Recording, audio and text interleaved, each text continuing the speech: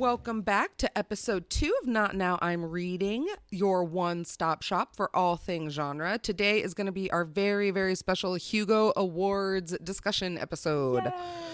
Normally right here at the top of the show is what we would kind of tell you about what we're currently reading and all the stuff we're currently getting to. But we don't have time for that today.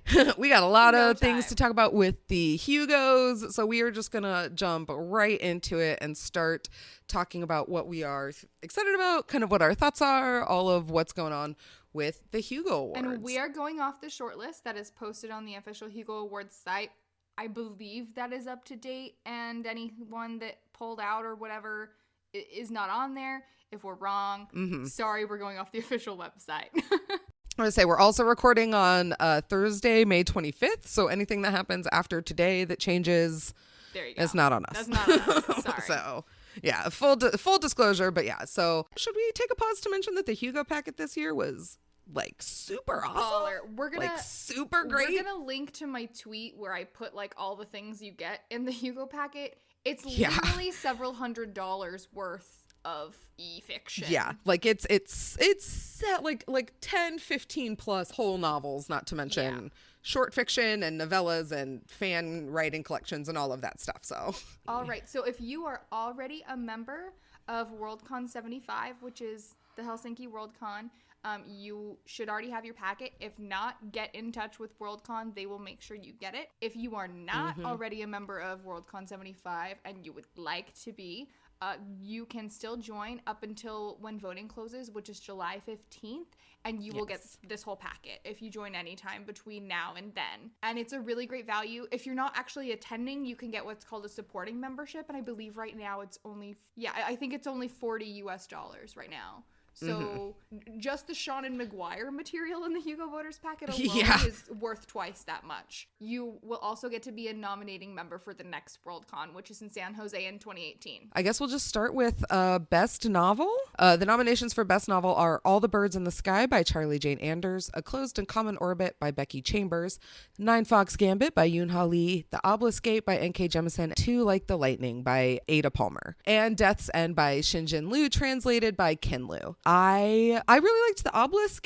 That one is probably going to get my vote, even though it's the second in a series. So I have actually read all of these and did a buy, borrow, bypass piece for Book that was Riot. super great. So if you want my super detailed thoughts, which some people were angry about, we'll have that linked in the show notes.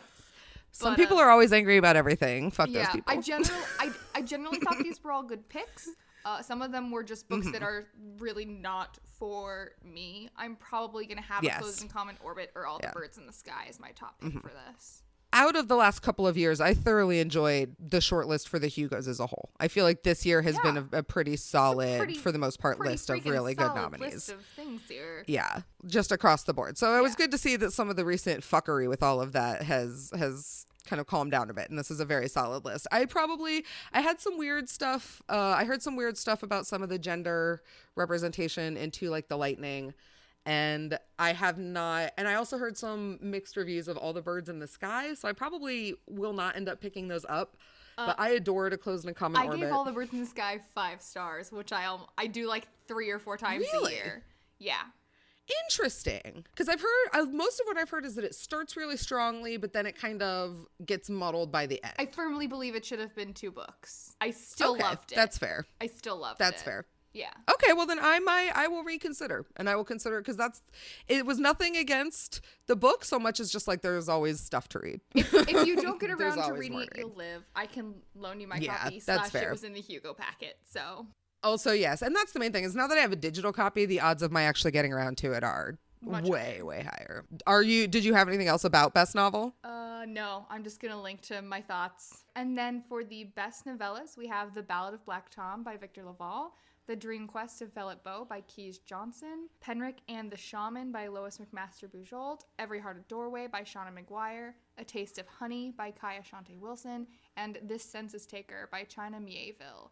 And this is a stacked as heck novella lineup. Ooh, that is 4 out of 6 for Tor.com Publishing, cleaning it up. Tor.com Publishing novella initiative thing that they are doing is they're really working out killing for it, them man. as far as awards They're go. killing I don't know it. how they're doing as far as money goes, but it's certainly racking them up some accolades there. I mean, and when it comes to people reading short fiction these days, it seems like at least in the SFF community, if they're picking it up, it's coming from the Tor.com publishing line. So that's generally what I'm hearing. I have read every one of these but the Ballad of Black Tom, because I'm not down for like Cthulhu stuff. That is not where I am at. I didn't know how anti-Cthulhu you were. I'm just not here for like, it just was never really the appeal, or the horror of the old ones never really got to me. I just don't really understand it. Plus H.P. Lovecraft is super racist, super sexist, racist douchebag. We're not here for that. So like just compounding factors. I actually have no particularly strong feelings about any of the novellas this year. The ones that I've read I quite liked. I didn't think any of them were like the most amazing thing I'd ever read. I thought they were all good. No. I will my vote for this one will probably go to Every Heart a Doorway by Shauna Maguire, just because of them all. I just really, really enjoyed that or book, A Taste of like, Honey. a lot. I did quite enjoy A Taste of Honey. I did as well. And it wasn't that any of them were bad. I just don't have super strong feelings about any of them this year. And I feel like they're all pretty, like, I would be okay if, I mean, again, with the exception of the Ballad of Black Tom, only because I haven't read it, I would be okay with any of these winning. Like, that would be fine with me. Which is like such a best case scenario problem. Isn't it, you though? know? Like, it's like, it does, you know, like, I have one I would maybe put in first, but also I'm not going to be too heartbroken, which is, like you said, kind of the ideal scenario when it comes to things that are nominated. All right, so moving on to Best Novelette, we have Alien Stripper Bone from Behind by the T-Rex by Styx's Cock, The Art of Space Travel by Nina Allen, The Jewel in Her Lapidary by Fran Wilde, The Tomato Thief by Ursula Vernon, Touring with the Alien by Carolyn Ives Gilman, and You'll Surely Drown Here If You Stay by Alyssa Wong. Full disclosure, I am a submissions editor for Uncanny Magazine. So basically any category where there's an Uncanny Magazine, I am hopelessly biased. I really love You'll Surely Drown Here If You Stay. I do too. And like, full disclosure, I fully back Uncanny on Patreon, and I have subscribed to them from the beginning and backed them. And so I am also probably a little bit biased. And also Alyssa Wong is just a delightful human. And amazing. I really enjoy her writing. The only thing I wouldn't want to see win in this category is pretty self-evident. I don't really think we need to dedicate any time to that. I would be pretty okay with pretty much everything in this category, except for obvious choices. Ooh, let's do short story. Okay. Best short story, we have The City Born Great by N.K. Jemisin, A Fist of Permutations and Lightning and Wildflowers by Alyssa Wong, Our Talons Can Crush Galaxies by Brooke Bolander, Seasons of Glass and Iron by Amal El-Motar, which I believe just won the Nebula last week. That Game We Played During the War by Carrie Vaughn, and An Unimaginable Light by John C. Wright. So again, I would be happy with any of these winning except the obvious one that I don't want to win. Yes. But I really, really love Our Talons Can Crush Galaxies. Again, bias. Yeah, I had to like restrain myself really hard from like not screeching when you read it out loud, because that's maybe my favorite short story that I've read in the last like several years. It's phenomenal. Definitely in the last year. Basically everything in this category is great. Seasons of Glass and Iron won the Nebula for Best Short Story in 2017. And the editors of the collection that is from, that's the Starlit Wood New Fairy Tales from Saga Press. They just announced a new anthology that they're going to be putting out. I believe is it this winter? I think it's I thought it was right around Christmas time. Which also has an amazing author lineup, and we'll link to that announcement. It looks really great. Yes. And the fact that they're publishing that is what finally kind of kicked me in the pants to finally buy the Starlit Wood, which I would encourage you, if it fits your abilities, to pick up physically, because it is a beautiful book in like physical object form. The cover is really pretty, and it's very really nice. Formatted too. My library has it, and I read it ebook, and it was great. And it's great. So it just in general, highly recommend the collection of the Starlit Wood. So then we go to Best Related Work. We have The Geek Feminist Revolution by Cameron Hurley, The Princess Diarist by Carrie Fisher. Traveler of Worlds, Conversations with Robert Silverberg by Robert Silverberg and Alvaro Zenos Amaro. The View from the Cheap Seats by Neil Gaiman. The Women of Harry Potter posts by Sarah Gailey, which were originally run on Tor.com. And Words Are My Matter, Writing About Life in Books 2000 to 2016 by Ursula K. Le Guin. I actually did not love The Princess Diarist when I first read it, but like given my love for Carrie Fisher and all of her previous body of work, I would be quite thrilled if she won in this category. Yeah, this is one of those cases where while the work nominated may not be my favorite, Carrie Fisher is. Yeah. So I would be fine with it. And this is the Hugos. They are fan voted. You get to vote for what you want for whatever reason you want. What to you vote want. For it. Yeah. And you can define best or most deserving, however it is that you want to define it. Most personally important to you. I really enjoyed the Women of Harry Potter post that Sarah Gailey did. I thought that those were wonderful.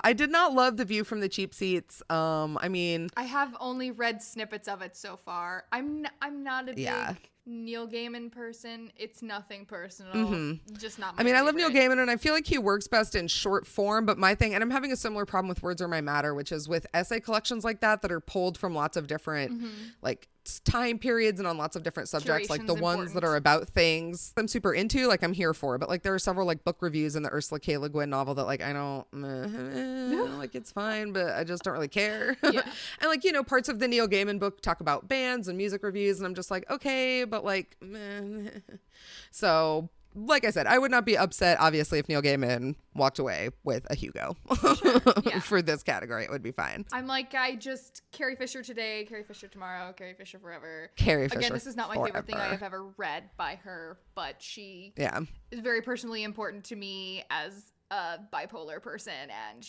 just a Star Wars fan and just a feminist, and you know, I just love her. So we miss you, Carrie, forever. Okay, well, before we both cry, let's move on to best graphic story. So for best graphic story, we have Black Panther Volume 1, A Nation Under Our Feet, Monstrous Volume 1, Awakening, Ms. Marvel Volume 5, Super Famous, Paper Girls Volume 1, Saga Volume 6, and The Vision Volume 1, Little Worse Than a Man. I'm a little sad Bombshells didn't make the shortlist in this category, so me too. I'm having trouble like being as enthusiastic as I probably should be about this lineup. This is a lot of really great graphic work. There's a lot of really great stuff here. Black Panther's really great. Miss Marvel's really Monstrous is great. Saga, I just don't really care about anymore. Like, that's my thing with Saga. It's still beautiful. It's still all of the same things, but I've kind of lost my steam. Yeah. I know that's blasphemy and everyone loves Saga, but they're really expensive, even if you wait for the volumes. They are very expensive. And so, like, I just kept putting it off, and then there's just so many of them now that I just can't. And they are beautiful, and I was super into it when they started, but I mean, we are 6-7 volumes in, and it's just, there's not a lot that has actually happened in the grand scope of like those 7 volumes as a whole. That drives me bananas. Yeah, it's really bad. I'm like, if I am paying you like $30 to read this, I want like something. Yeah. And it's just not, I really enjoyed Paper Girls. Brian K. Vaughan coming through on that one, doing the solid work that he always does. I love Volume 1 though. It's been a while. I loved Volume 2 more. Yeah. I love the artwork. Cliff Chang and Matt Wilson, who are working on it, did really great jobs with the artwork and the coloring and stuff. It looks very aesthetically pleasing to me. I really gravitate towards those like brighter colors and the pop colors. And that's, you know, your mileage may vary, and that's the awesome thing about graphic novels. I mean, for sure. Like, I love the art in Monstrous. And I normally love Marjorie Liu's writing Monstrous. Volume 1 was not my favorite as far as her writing goes, but the art is still lot gorgeous. Of like it's gorgeous, but it's very dense, and there's a lot of stuff that happens and a lot of information. Like you gotta read that one like a couple times. Which, granted, it's a graphic novel, so it's not like having to read a 400-page book a bunch of times, but it still definitely takes a little bit more than some of the other ones on this list. All these, I mean, I'm not wild about the Vision. I don't get it. I don't like it. I haven't actually read it. I'm not super good with Marvel. I'm not super great with Marvel. I picked up Black Panther specifically because it was Ta-Nehisi Coates. Yeah. But Yeah, I canceled my Marvel Unlimited subscription earlier this year because I just can't. Everyone on this podcast is broken up with Marvel. We're done with it. Evil X, and yet I am done with your fuckery, I still really man. want Black Panther to win just to be like, fuck you I for know. canceling this Like, Marvel. fuck you guys. Here you go, they get a Hugo Award. You guys are morons. Fuck you for blaming your diverse titles for not getting any of your attention and then they don't sell. Like, I'm just like, fuck off. Just Like, fuck your off. diverse titles are the Just best selling fuck things that you off. offer. So go home, Marvel. You're drunk. Like, get out of here. Marvel, you're drunk. We But can't talk yeah, about this so- anymore. We're just gonna get angry. We're just going to move on. Okay. So, best dramatic presentation long form. We have Arrival, Deadpool, Ghostbusters, Hidden Figures, Rogue One, and Stranger Things Season 1. I think these are all excellent. I think these are all fantastic. I would be okay with any of them. My money is on Rogue One because my money is always on the Star Wars But I would title. love to see this go to Arrival. I would love to see it go to Deadpool, and I will stand alone I on that bench know you until love my dying day Deadpool. because I love Deadpool. I know you An love unhealthy Deadpool. amount. Deadpool, But that's all right. I can humor is respect just that Deadpool will not mine. win. It's just not my particular I know, bag. and that's I get why fine. people love it. I But get why you man, love it. Ryan Reynolds plus Deadpool, I'm fucking here for that shit so hard. But I can respect that Arrival probably deserves the Hugo more than Deadpool does. I just didn't fine. Arrival not win for best adapted screenplay at the Oscars, and I screamed. Yeah, I think that and I was, a like, thing. super I mad think about that it. was a thing that happened. Was that a thing that happened? Oh, was that another piece of complete bullshit that happened at the Oscars? Oh, wait. Yes, it absolutely was. This was Spoiler this alert. was I did the worst ever this year in my Oscar pool. I usually win a couple $100, Aw. but I actually went with my heart on a couple things, which is always a bad. Never go with your heart. Hollywood never votes with their heart, Kay. Come on now. All right, so then best dramatic presentation short form. I am real pleased with this. Best dramatic presentation short form. We've got Black Mirror, San Junipero, Doctor Who's The Return of Dr. Mysterio, The Expanse, Leviathan Wakes, Game of Thrones, Battle of the Bastards, Game of Thrones, The Door, and Splendor and Misery, the album by Clipping.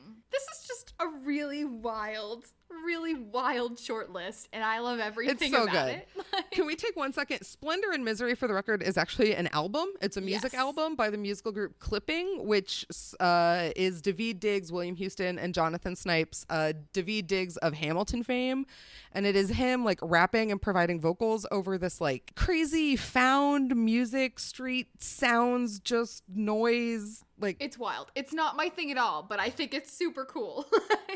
And just the fact that it's nominated as a musical love album that. for this in this Hugo category is just so wild. I just think it's great. I kind of want it to win just because it's so Weird. innovative Yes. and interesting and weird Yes. to be nominated to begin with. I would just like Doctor Who not to win. I haven't seen this episode. I just am really tired of Doctor Who winning. I mean, I would not love it if Game I have of not Thrones seen this won. episode of Black but- Mirror, but I've heard really good things about it. It's so great. And I'm not even a Black Is it Mirror good? person, Yeah. but oh my god. I mean, I can't vote for The Door because it put me in a bad place for a hot minute, but I thought Battle of the Bastards was actually a wonderful episode of Game of Thrones. I've heard that both of those are very good episodes. I failed out of They're very good I episodes. failed out of Game of Thrones several seasons ago. That's fine. And everyone's like, I you will have say to this come past back now. And season I'm like, is but great. I can't just come back because I would No. have to watch all the crap first. No, And yeah. I refuse And to I would, do and that. it's another one of those things where it's and I don't necessarily recommend people start from the beginning. I don't necessarily recommend it's a thing people get into, but I will say, if you're already watching, the last season is definitely better in terms of a lot of the critiques of rape for plot and weird gender stuff and queer tragedy, and a lot of that definitely has not been there this last season. And whether or not that is because the last season has started to depart from the books, We'll just I don't know. lay that out there. we'll just leave. We'll just drop that there. But so as opposed to years past with some of the Game of Thrones episodes, I'm actually okay with both of these episodes being nominated. And do you watch The Expanse or not? I have not started. I want to read the first book and then start the Okay. TV show. I would actually That's my read plan. the first 2 books before 2? starting Okay, the I can TV do that. show. I'm actually waiting for my hold to come in on audio for the first one. So once I get Yeah, I do them on audio. I'm actually stalled out because like the next one I need to read has a different narrator, and I listened to the sample and it's terrible. So I was like, I don't. No, I hate that. I was like, I don't really want to like switch formats because I'm one of those people who likes to read a series all in the same format. In a if format, I do audio yeah. or ebook, you know. Now, so format trumps narrator switch. Like you would rather switch narrators than switch formats. I mean, at this point, I've completely stalled out on even reading this series. That's how much I'm like, oh God, I don't even know. So I'm probably gonna like borrow the ebook from my library is what's gonna end up happening. But I'm not gonna be happy about That's it. fair. But I own the like next 2 ebooks after this one that's got a different narrator. So I'm definitely gonna eventually get to the rest of the series. But yeah, this is that's not about an that. understandable hang up to take a second. But this episode of The Expanse is quite good. I thought this series as a whole is quite good. Where is this episode like in the series? Like, is it one of the pilots or is it more of like a finale? I don't remember the names of anything. I was like, it was either the pilot or it was the season finale. And I was pretty sure it was the pilot, but I'm wrong. It's the season finale. So I just think that's interesting because then The Door and Battle of the Bastards were both like the penultimate and then the season finale. So they were like right there at the end. So I just always think that's interesting. But okay, so I guess then moving on to Best Editor Short Form, the nominees are John Joseph Adams, Neil Clark, Ellen Datlow, Jonathan Strahan, Lynn M. Thomas, and Michael Damian Thomas as a team, and Sheila Williams. I mean, I feel like... do we have to say it? Do we... Obviously, I'm pulling for my uncanny folks, Lynn and Michael. Yeah. Lynn and Michael, not only do they do such amazing work in Uncanny, but just as people, they just seem like such fabulous humans. This is a lovely short list. I would be happy, basically. Yes. I also very much enjoy Ellen Datlow's work. She does a lot of editing in the horror. Which I would like to see more horror stuff winning Hugos. You know? Yes. I know that they I'm have fully their here own for that. awards. I love horror. Is it the Edgars that are... Mm-hmm. Yeah, but there's the Bram Stoker Awards and then also the Edgar Awards. But like I would love to see some more horror action up in the Hugo list. So I'm pleased to see her on there. Mm-hmm. So always, again, very solidly good category, but our hearts belong with Uncanny. So Lynn and Michael. Space Unicorns Forever. Do you want to do long form? Yeah, Best Editor long form. We have Vox Day, Sheila E. Gilbert, Liz Gorinsky, Devi Pillai, Miriam Weinberg, and Nava Wolf. So Best Editor long form is always tricky because they don't specifically say what their qualifying things that they edited were. And so you kind of have to do a lot of digging to find out what they even worked on in a given year. Yes. And it's hard to know what work I also feel like from a reader perspective, it's easier to see the editing at work on some short fiction. Yes. It's harder. Especially because that's much more of a selection thing. It's almost like when you're a short form editor, you do all the regular like editing, but you're like also content editing, but it's the selection. Yes, exactly. Mm-hmm. Whereas with Best Editor long form, I just have no strong feelings about this, you know? Yeah. To be honest, I don't know enough about any of these people and the work that they do as editors to have strong opinions. Yeah. Okay, and then we have Best Professional Artist. We have Galen Dara, Julie Dillon, Chris McGrath, Victor Ngai, John Picasso, and Sana Takeda. This is a great list. I love Sana Takeda's work, but this is a really fantastic list. It's stacked. Personally, the professional artist and the fan artist are the contributions in the packet I always look forward to the most, and I'm always most glad are included. Oh, really? Yes. I mean, like, I love getting the free books, but I am not the greatest at keeping track of art and artwork and artists. Mm-hmm. So having the samples of the work included in the packet is like incredibly helpful to me. So I always really look forward to seeing those samples. I have prints of Dara and Dylan's, some of their Uncanny covers on my wall in my room. So like I love their work and would love to see either of them take it home this year. Best Semi-Prozine, Beneath Ceaseless Skies. Apologies in advance if I butcher this. Sursova Heroic Fantasy and Science Fiction Magazine, Giganotosaurus, Strange Horizons, Uncanny Magazine, and The Book Smugglers. I have read and really loved this is a really hard all category. of these except that one that I could not pronounce. I've never Yes, even the heard of that. Searsova Heroic Fantasy and Science Fiction magazine. I have such like strong personal feelings for both Uncanny and the Book Smugglers For that is like sure. that's a very tough decision. That's a tough call. I'm very emotionally invested in both of those. I also adore Strange Horizons, and they have been doing their particular brand of awesome for such a long time. And I believe this is going to be the last year that Harrison is going to be eligible, because I believe he's stepping down. Aw. So, I mean, I would be sad if Uncanny didn't win, but I wouldn't be heartbroken if it went to Strange Horizons this particular year, if you like catch my drift. Well, like you said, they've been doing their particular brand for a long time and doing it really strongly and really well. I really appreciate their mix of fiction and critical work and their dedication to diversity, and they're really have an amazing crew over there. I don't know. I actually don't know which one I'm going to end up voting for. That's probably going to be one of the ones I'm kind of fiddling with tough. up until It's tough. the very end. It's very tough. After that, we have Best Fanzine. So the nominees are the Castalia House blog, Journey Planet, Lady Business, Nerds of a Feather, Rocket Stack Rank, and SF Blue Stocking. There's some great stuff here, but Lady Business today, Lady Business tomorrow, Lady Business forever. We're friends with the crew over at Lady Business. We love them. We love what they do. They just do such amazing work. They post such great varied content. It's books and media and reviews. I believe this is their second year on the short list. I would really love to see them take it home this year. Mm-hmm. Really, and they've just done some really. I was just rereading their contribution to the packet actually, and just I was kind of remembering and like, God damn, they just have done some great stuff this past year. Like over the course of the site, they've done great work, but this last year they just really hit it out of the park. And obviously it's a given with the fanzine category, but like they're not getting paid, they're not making any profit. They're doing this for love of the genre. So like massive respect to everyone in the category, but like personally knowing like the Lady Business crew, I mean, yes, I know how much work they put into that. Yeah, I want to see them win. And I'm not gonna lie, no respect to the Castalia House blog. Yeah.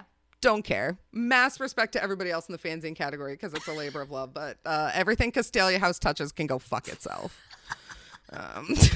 Not that I have strong feelings. Have no strong feelings. Not that I have any feelings about Castalia House or Vox Day or anything at all related to that. Not even a little bit. Ooh, okay. This next category is like literally one of my favorite categories. So your turn. Okay, we've got Best Fan Cast, The Coode Street Podcast, Ditch Diggers, Fangirl Happy Hour, Galactic Suburbia, The Rageaholic, and Tea and Jeopardy. And I am a semi-regular listener to all but The Rageaholic, which I had not heard of prior to this. And I have no interest in checking out. I have enough rage in my life. I don't need any more of that. Sorry, Razor Fist. We will not be partaking of your podcast.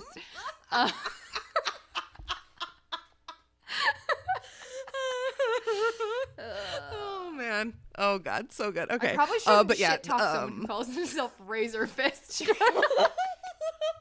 But it's Razor Fist because it's got the umlaut over it. The umlaut. How could I?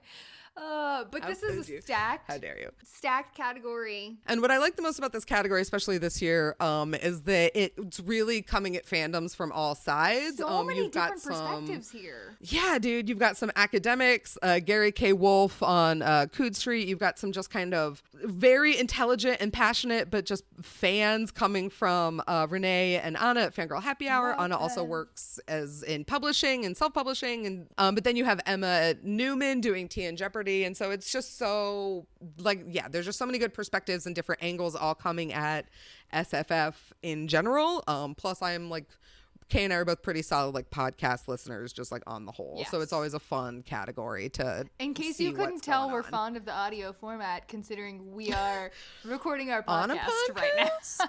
I mean, I don't want to put too fine a point on it, but you know.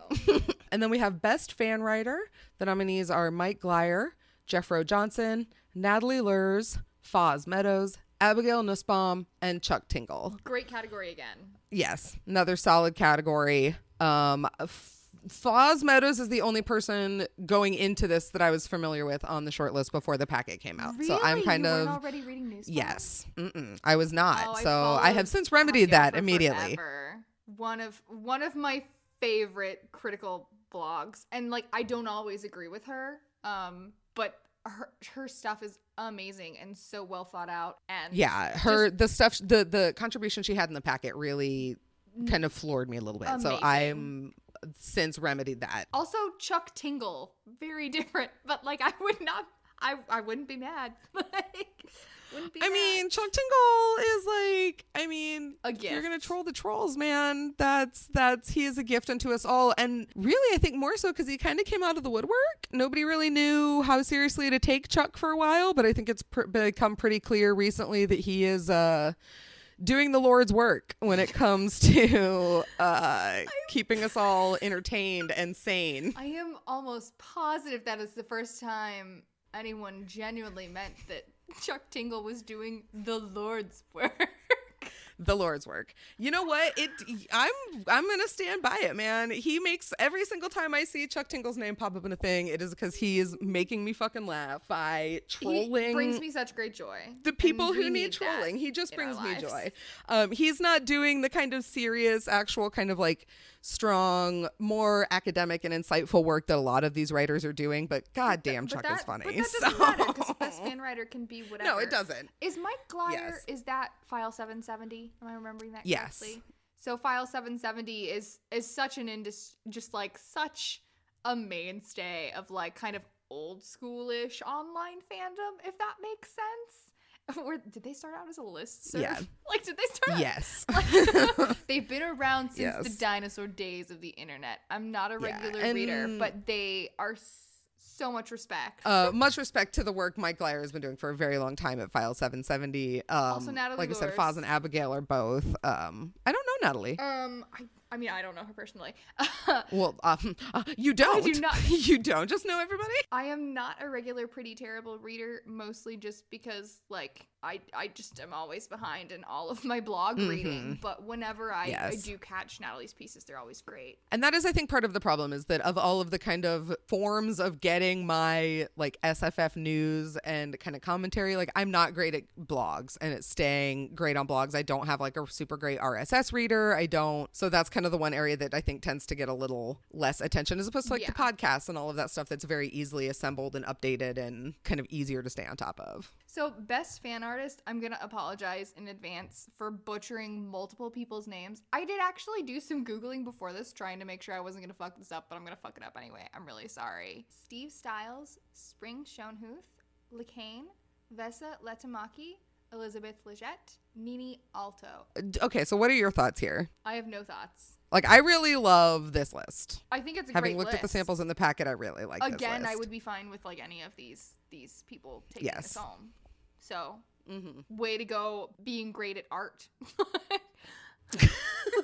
Yeah, and that's the thing is, like, to be fair, I am not an artist and I am not artistically inclined. So my assessment of both fan and professional artists literally goes to like, that is pretty to my eyes. Right, like, and then that's it. I could get into some more technical stuff, but like it just gets boring and basically it boils down to I liked all this shit. Good job, guys. Like yes, you know? Good job, guys.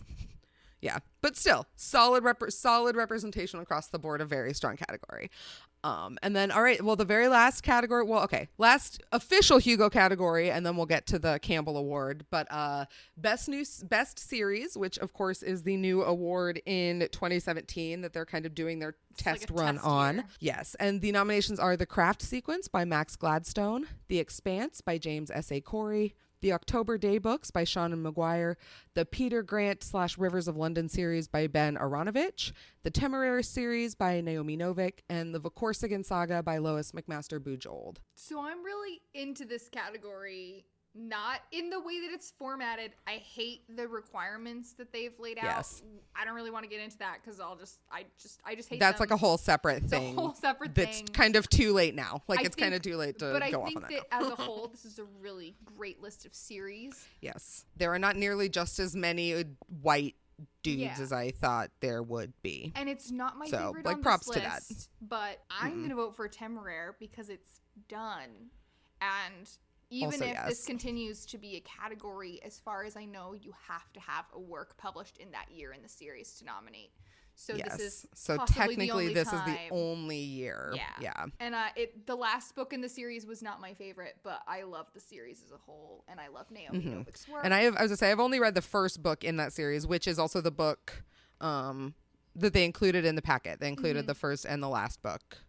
And I really enjoyed it. I don't necessarily know that dragons and the Napoleonic Wars as a whole aren't necessarily always what I'm into. The addition of dragons definitely helps, but I still don't know if it's wholly like my jam. I just it's basically like while I Master and Commander fully with respect dragons, like for those of you who know nothing about that series. yes, It's basically what it is. essentially, which sounds like definitely more my speed than just Master and Right. Commander, and I fully respect like wanting to give the award to a person and kind of the only year they have a chance of doing that, but like god damn those October Day books, I just love them so much. You know how much I love the October I Day know. books. I know you do. And so I understand like what your vote for Temeraire like means, but I just like our listeners do not know how much that means, but like for me to say that, like fully endorse, like that's a vote, like that is a statement to be made. I also have just picked up the first Vorkosigan book, which I read forever ago and didn't really understand, but I was also a wee baby. I'm just not gonna read those. There's too many of them. There are a lot. Published over a long period of time, and like the timeline's weird, and it seems like a lot of effort, I don't have the time. But so across the board, yet again, this is a very good category. They included like pretty much all of the books of the Craft sequence too, or at least most of the ones that are already published. So I'm actually really excited to look into those. I've been meaning Published? to read Yeah, those, because I think it's the first a lovely 5. Yeah. surprise. I have not read them, but I have heard good Yes. things.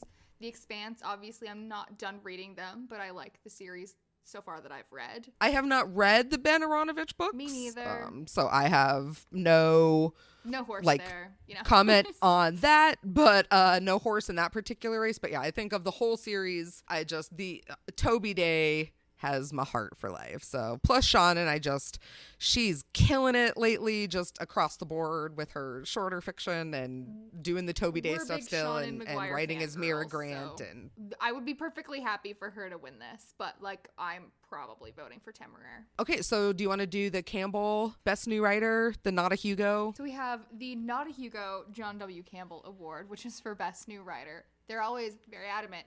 This is not a Hugo. But Not it a is Hugo. Administered along But with it the Hugo is. Awards. It's a Hugo. Can we just? It's a A Hugo. Hugo. Yeah. It just is. Sorry. Anyway, that's It a whole just nother is. argument that we're not going to have right now. The people who are up this year, we've got Sarah Gailey, Jay Mulrooney, Malka Older, Ada Palmer, Lori Penny, and Kelly Robson. The people who are in their second year of eligibility, so this is the last year they can be considered, are Older, Penny, and Robson. Palmer, Mulrooney, and Gailey can all be eligible again next year. And my personal philosophy is almost always to vote for somebody who is in their second year of eligibility Same. for this particular award, just because that's how it works. Yeah. So of the 3 that are in their second year, I think Malka Older is probably going to be my vote. I think Infomocracy so. was stunning, and plus like the Older family. Malka Older is the sister to Daniel Jose Older, who also writes really stellar SFF and speculative fiction and young adult fiction and stuff. Definitely So did not know that. yes, they are related, and it's super awesome. That's a delight. Like I love the Older family; they are delightful. That's lovely. And they're both doing such cool but very different things. So again, of the 3 who are in their second year, I think Malka Older is going to get my vote. But I like this lineup, all of them. Like obviously, I would not be sad to see Sarah win. Nope. But I also imagine that Sarah Gailey will probably. I am sure. I she could very will be easily see her next being year nominated also. again next year. Yeah. And if and when she is, she will probably get my vote next year because I really like the work that Sarah does. For so. sure.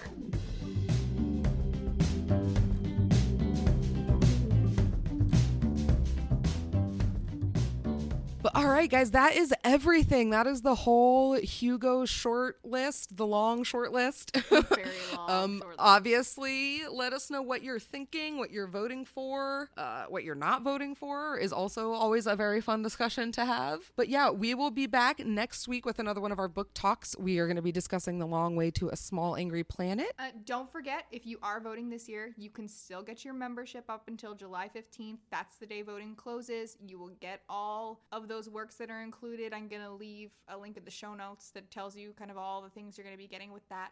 And the Hugo Awards will take place on August 11th in Helsinki, Finland. So we will, of course, be here for all of that, watching closely to see what ends up being the winner. Until next time, until next week, you guys take care of yourselves and of each other, and we will see you in a little bit. Bye. All right. Bye.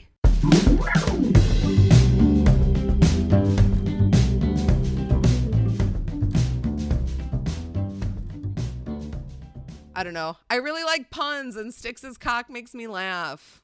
I'm sorry.